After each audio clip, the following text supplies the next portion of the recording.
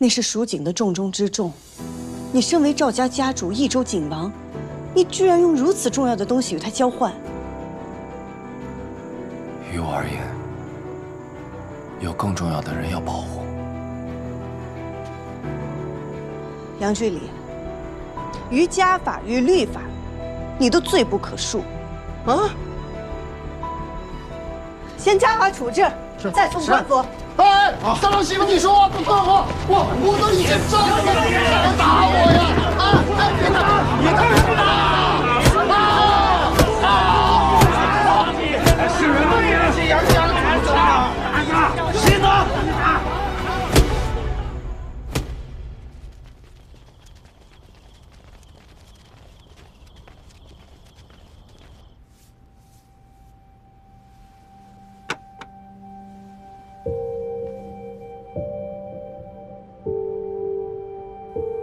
到底是从什么时候开始变的呢？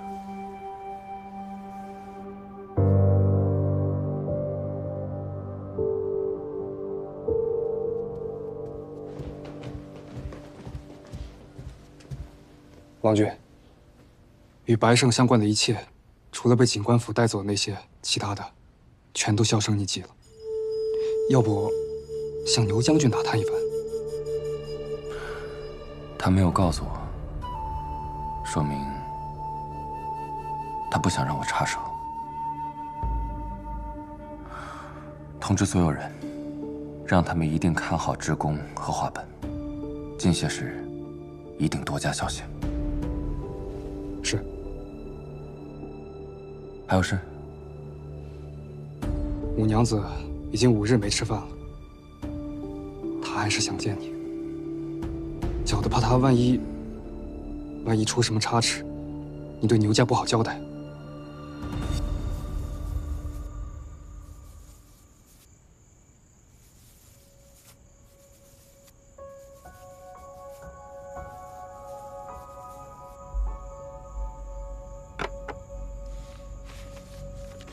玉渊，你看，这张是不是写得更好一些？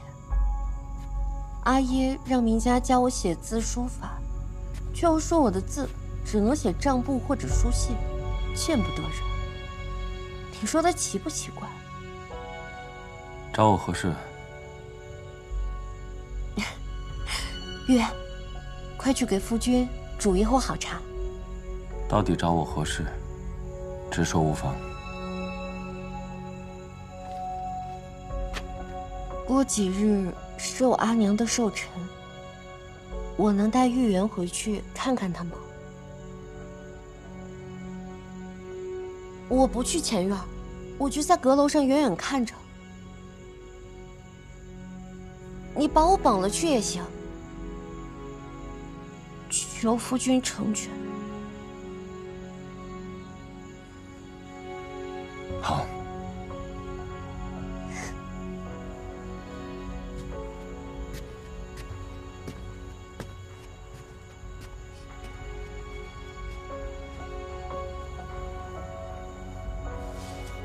你看，我说了他会同意的。他在我身上看到了另一个一无所有的自己。人怎么会不心疼自己呢？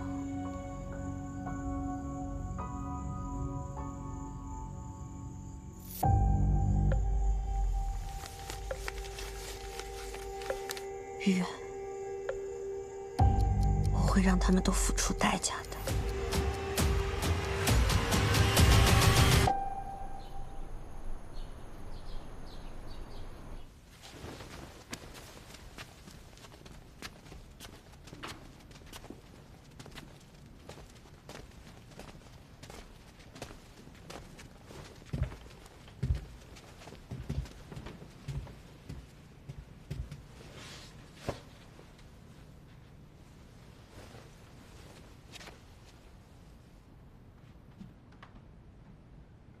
二爷的事，我已经知晓了，也按照杨家家规做了决断。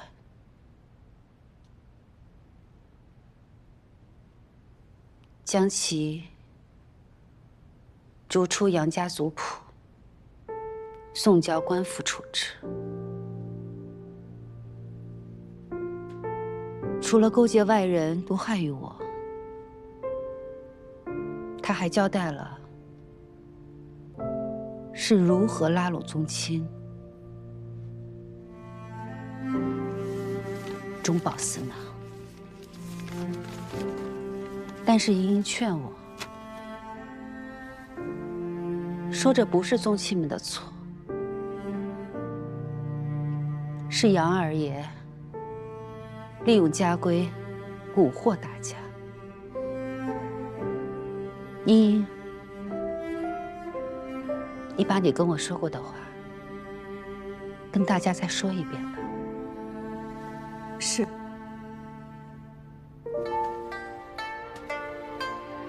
立规矩，是为了让人行有法，坐有度。杨家100年之前立下的家规，确实让杨家兴旺。可是100年过去，有些规矩已经不适用了，它反而会成为阻碍杨家发展的陈疴旧疾。茵茵认为，今日与其跟大家追责论罪，不如釜底抽薪，改革新规。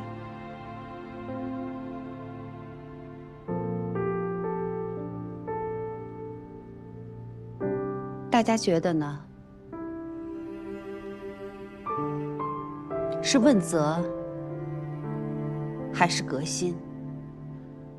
革新，自然是革新好，革新。好，那就革新。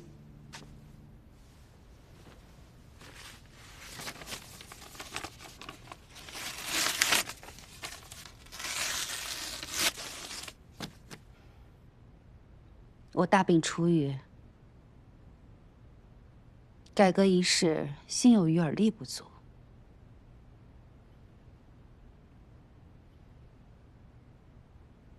故请茵茵担任杨家主事，协助大郎改革杨家陈规，以整杨家家风。大家可有意见？我等但凭夫人做主。茵茵，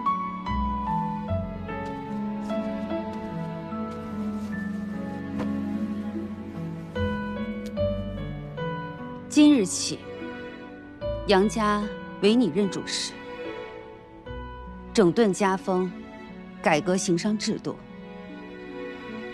一顺杨家生意者，你要谨慎行事，以杨家兴衰为己任，莫要负了杨家众人之期望。茵茵谨遵夫人教诲。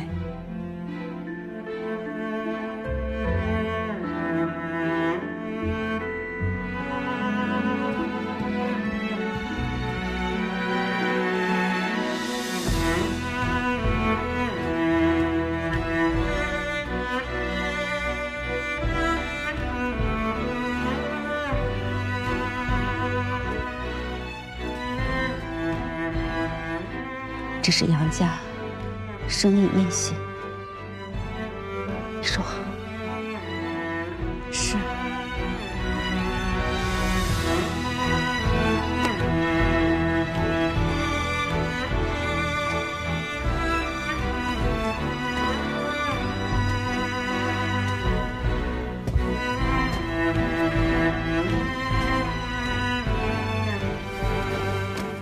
见状，系主事。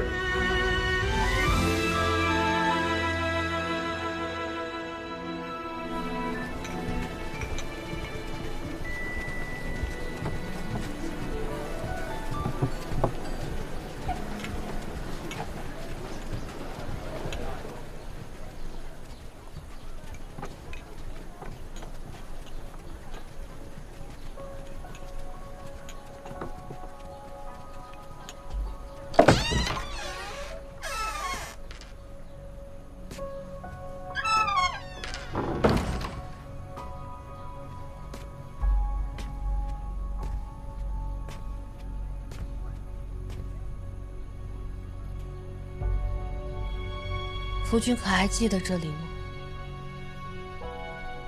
我那时以为握住了夫君的一生，不曾想，却把自己的一生也葬送在了这里。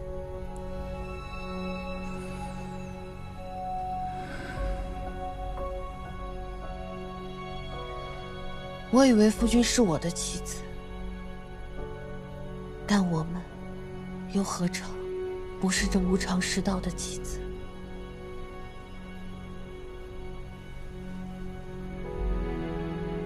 夫君知道我为何选择你吗？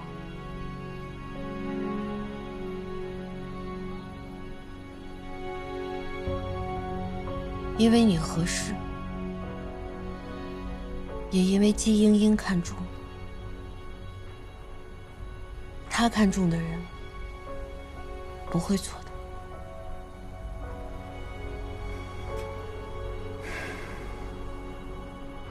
我虽与季莺莺身份不同，但我们都是一心想要做出一番事业的人。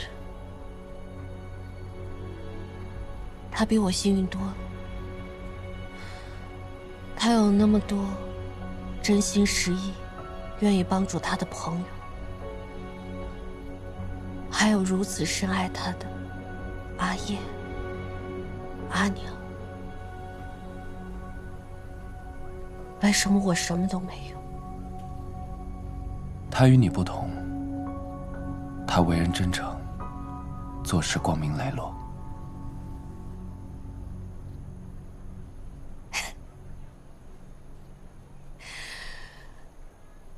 成王败寇罢了。若今日成事的是我，故事将会为我而写。牛五娘年少不幸，忍辱负重，计谋无双，果断决绝，终成大业。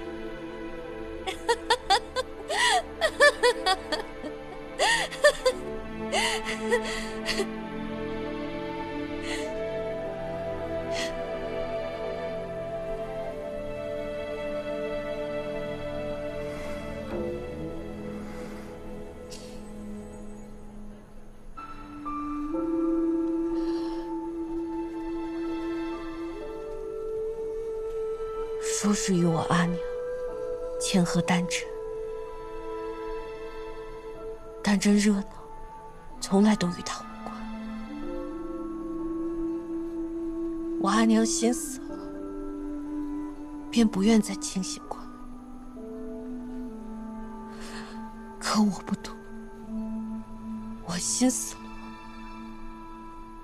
你们便一同与我陪葬吧。你要干什么？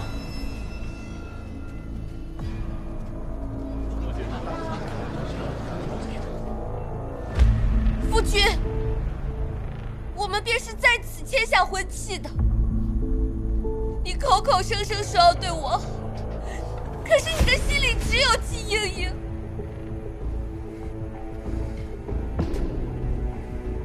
是她不肯嫁给你，你为何要来折磨我、囚禁我？我到底做错了什么？我的心里只有你啊！你我二人已走到这般田地，你还演这出戏，有什么意义呢？哎！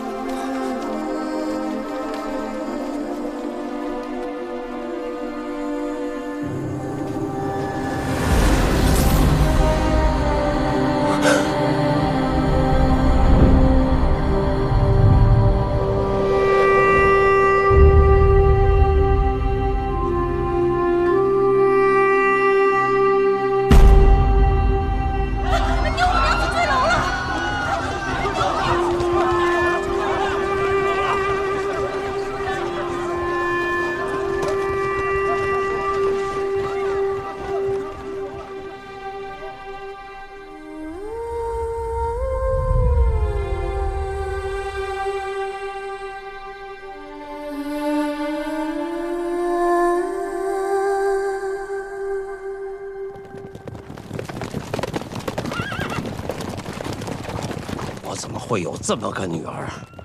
用自己的命去布局，这么多年一点长进都没有。既然赵修元是冤枉的，那他更是废物。这么容易就被女人算计了，能成什么大事？那可要再等等吧，先把手头这点事儿处理完。等他们赵家人凑齐了，一起送。五娘路上也不会孤单。也别说父女一场，我不疼他。赵修元谋杀牛五娘，已被牛家卫囚禁。赵家如今仅靠赵老太爷勉强维持局面。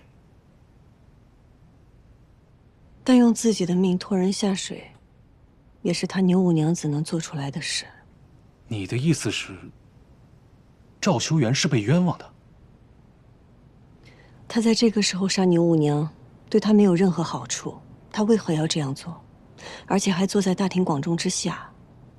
我只是想不明白，这牛五娘子是为了什么，会如此决绝？想不明白就别想了。你与他不是一样的人，自然也想不明白他的心思。三郎的事，我已经去信，让我娘家帮忙斡旋。阿爷和二弟来信说，除了斡旋订单，也会在长安尽可能找人为三郎求情的。如今朝中只说此事是疑案，要抓三郎问询，并非是定了罪。多谢夫人，多谢大郎君。现在都是我们自己人，你还要叫我夫人吗？难道你真的肯与三郎就此和离？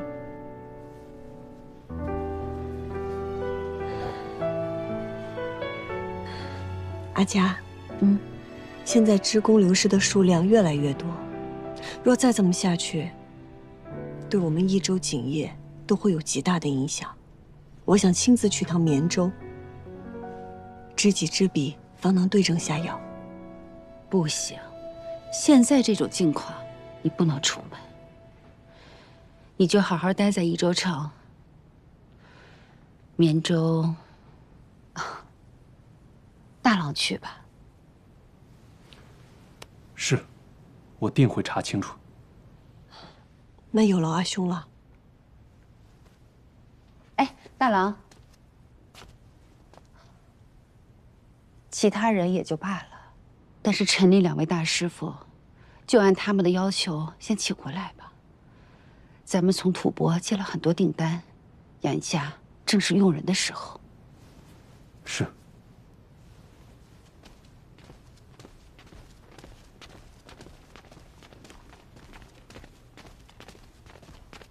季术士，门外有人教我把这个交给你。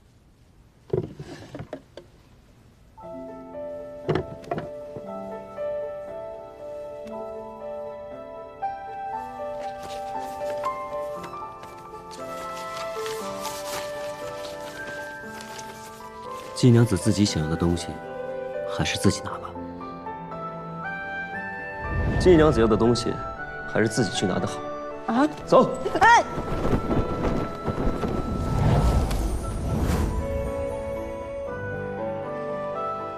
是何人来的信？是陈三郎说时节到了，如果要染蜀红丝，该去采染料了。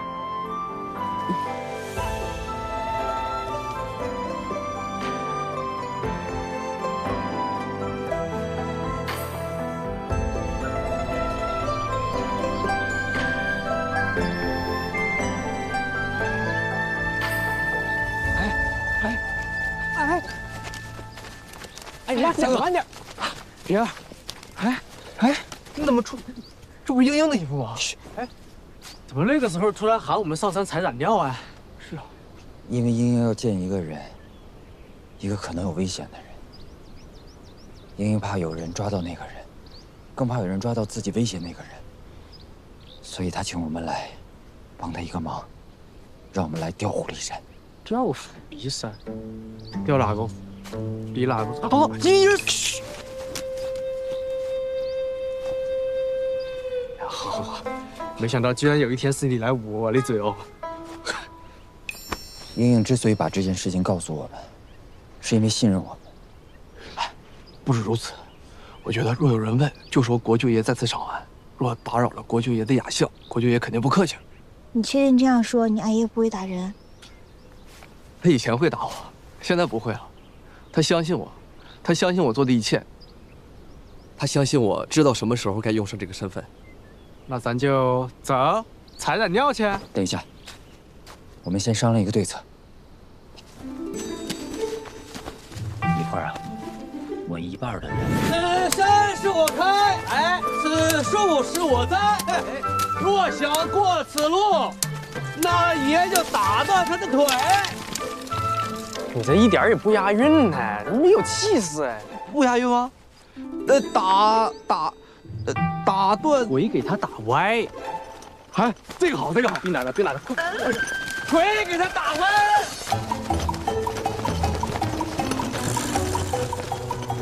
另一半的人悄悄地前行，越是这样，越能引起他们的怀疑。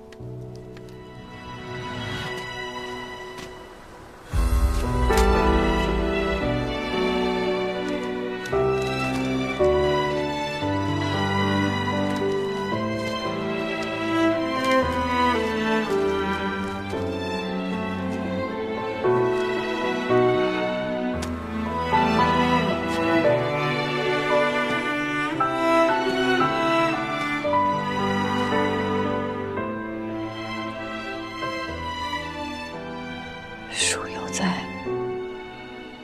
人何往？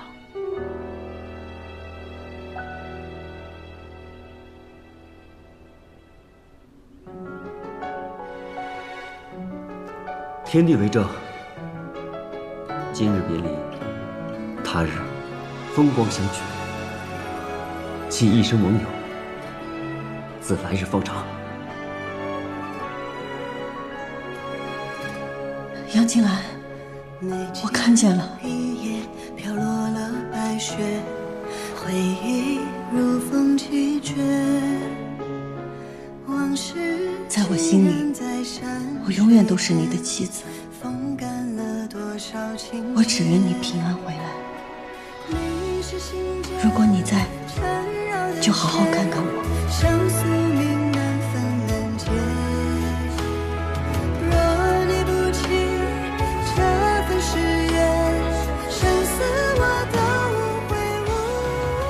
我现在平安顺遂，不劳你游行，你一定要照顾好自己。就算余生会沾满了鲜血，我永远都不会退却。我不怕结局灰飞烟灭，只怕你还不了解。你不是独自迎着风雪。别过去，东南和西北方向都是人。你现在过去，先不说能不能全身而退，你跟他的关系就又说不清楚了。那和离书便白写了。落花流水的尘世间，这份爱不会凋谢。无论岁月多少变迁，我愿你一切如愿。若你和我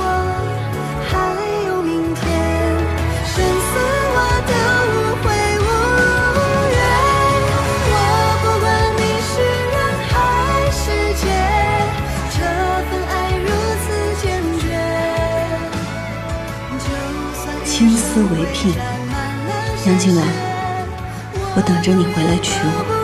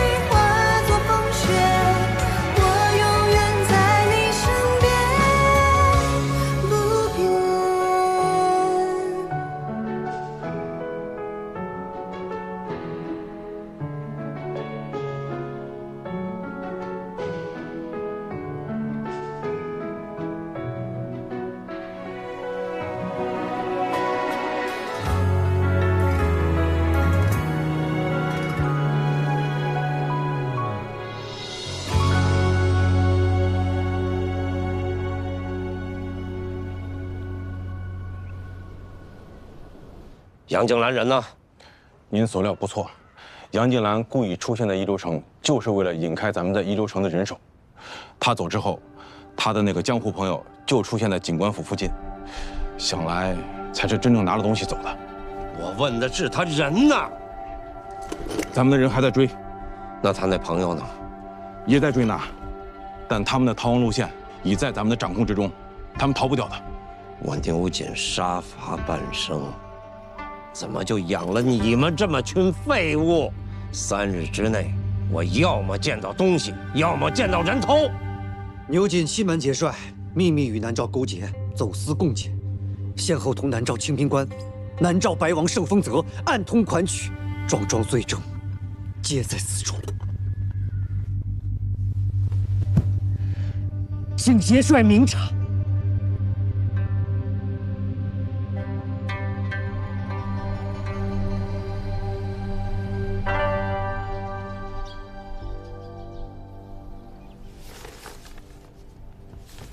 鸳鸯，鸳鸯，阿兄，怎么样？绵州警方可有问题？绵州警方已经人去楼空了。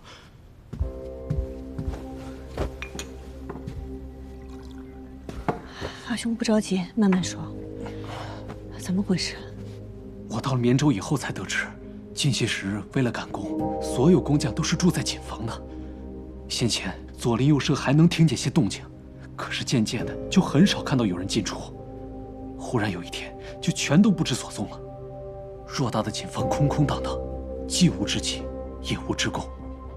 我根据那锦房的大小估量了一下，其所能容纳匠人总数是远远低于现在益州城所流失匠人总数的。那这么说来，这个绵州锦房就是个烟雾弹，那些工匠极大可能是被掳走的。甚至在益州的时候就被悄悄带走了，制造职工投奔锦房的假象，这样就可以避开官府追查。你还记得牛五娘在山中那个黑锦房吗？你说，会不会是牛家？不会，牛景不会重蹈覆辙。但我想到另一个人，一掷千金打开名声。买余家拉拢我，拉拢赵家和杨二爷，偷取花本，野心之大。除了他，我想不到第二个。南诏白王，盛丰泽。盛丰泽，那怎么办？我把宗亲们叫来，我们开会商议一下。不，这不仅仅是杨家的事。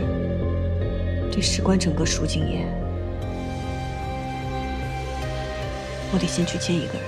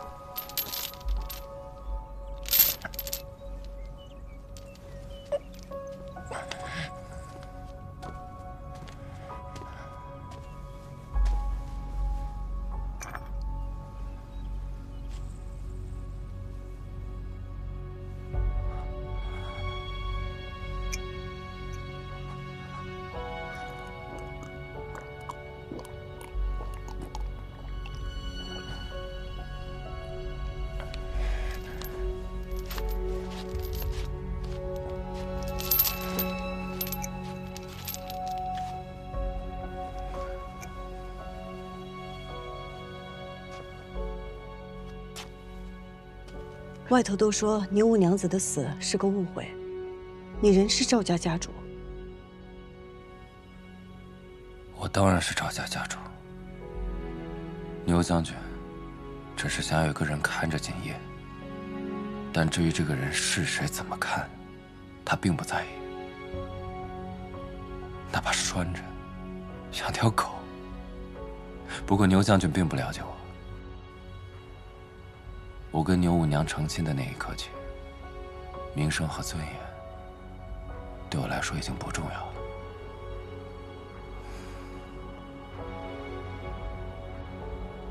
找我有何事？绵州警方前几日大肆招工，近来却突然人去楼空，过去的职工也一并消失。我怀疑这是白胜的阴谋。我希望各警户能够摒弃前嫌，联合一起，共同商量对策。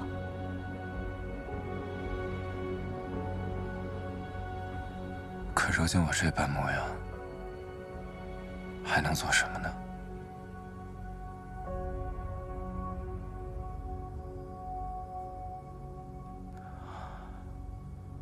多想回到我们一起放风筝的日子呀！赵景王，赵家主。我今日过来是因为赵家是织锦大户，赵家的工匠也是我益州锦业的一份子。事关整个锦业生死，唇亡齿寒，一损俱损。你曾是飞花会会长，现是杨家主事，余家同盟。如果赵家再助你一臂之力的话，锦业三大家族都会跟你并肩作战。即便没有我这个锦王，这日后的益州锦业也会为你所掌控。你打算何时召集他们？越快越好，最好明日。好，我赵家一定到。我替益州警户多谢赵家主。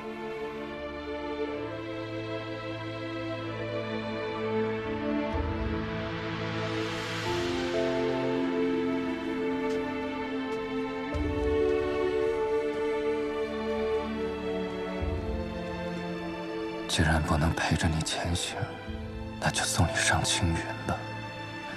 这样至少我一抬头就能看见你。把祖父叫来，有要事商议。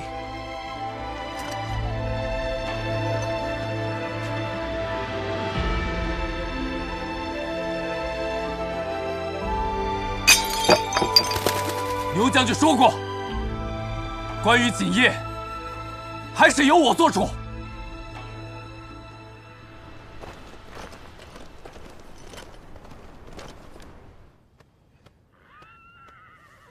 有多少工匠抵达南诏了？已经抵达南诏的有408人，还在路上的有125人，有宁死不屈者13人，避免他们自戕尚未启程。按照王爷的标准，1等工匠有75人，其余的都为2等工匠。其实也够了。杨静兰和6部的人正在四处打探你的消息，不如早日返程吧。今日刘瑾又拒绝了跟你合作。他会同意的，不着急。先借他这个宝地养养伤吧。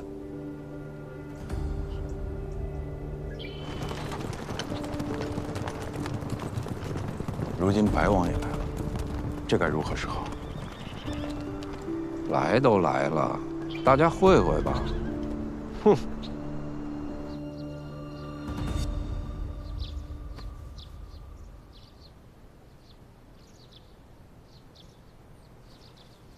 赵家或许不会来了，要不我们先开始。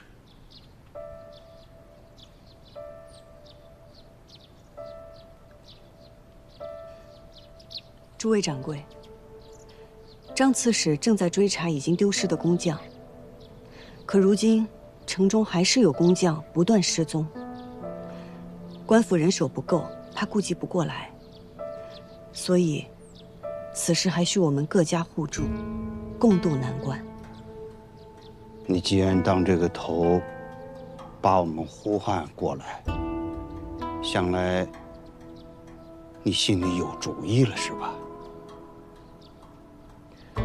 我是建议近些时日，将职工都聚集在一起，聚集在各家的警房之中，不得外出。张刺史也答应会为各家分派兵丁把守。将职工聚集在一起，还有官府的保护，那歹人便不敢轻举妄动了。这倒是个好主意呀。但是买卖怎么办呢？收丝、购料、买卖、货运，这毕竟要有人出去才行啊。于掌柜说的是，除此之外，严禁职工外出，那岂不是说我们还要负责他们的吃喝拉撒？这需要钱呐。关于采买，我是想由各家挑选人手，组成一支统一的队伍，在官府的保护下进行采买和售卖。至于为此事花费的钱，我的确没有办法解决。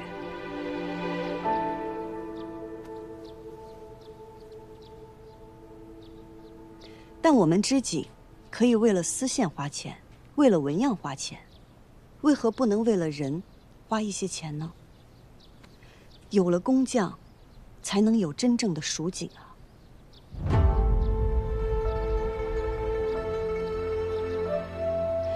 如今我们危难关头，唯有携手并进，齐心协力，方能渡过此关。我杨家将以身作则。我于家愿听季娘子安排。赵家愿听季娘子安排。哦，赵老太爷，其他恩怨暂且不算，在这件事上，我赵家愿和诸位是一条心。我等愿听季娘子安排。多谢诸位掌柜。刘老薛将军，抱歉，是我来晚了。不，你来的正是时候。诸葛，你要不跟我们走吧？警官府不能没有人，说好了的，活的你滚，死的我滚。行吧，那你跟我平平安安的啊。你还要留着命去长安考状元，到时候我和高兄还指望着你这个诸葛状元来关照我们呢。你要是真获了罪，我的人生就有了污点，这个状元就当不成了。懂了，我一定会清清白白的回来，要平平安安的回来。知道了，还是这么啰嗦。薛将军，走吧，走，出发，走了。这乾隆南定，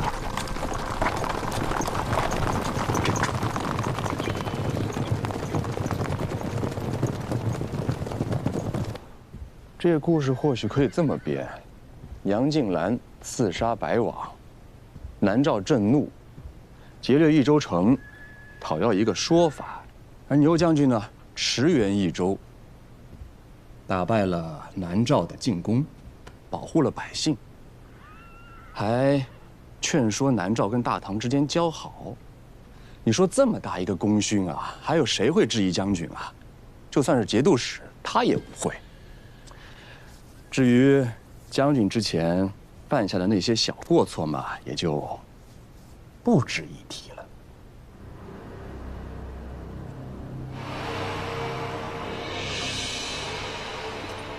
白王的意思是让我的兵扮成南诏兵，然后自己打自己。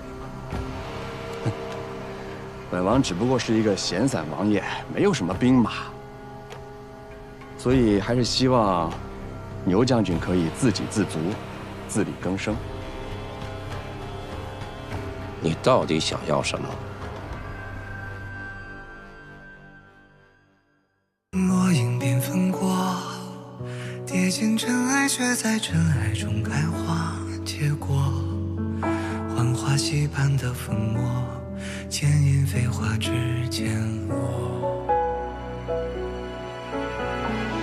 岁月若飞梭，一生萧索，却在萧索中走出缄默，换尽迷途与扑朔，为心里惊鸿一抹。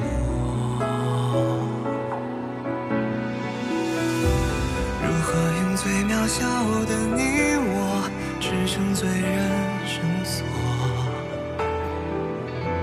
去证明那翱翔绯色是我。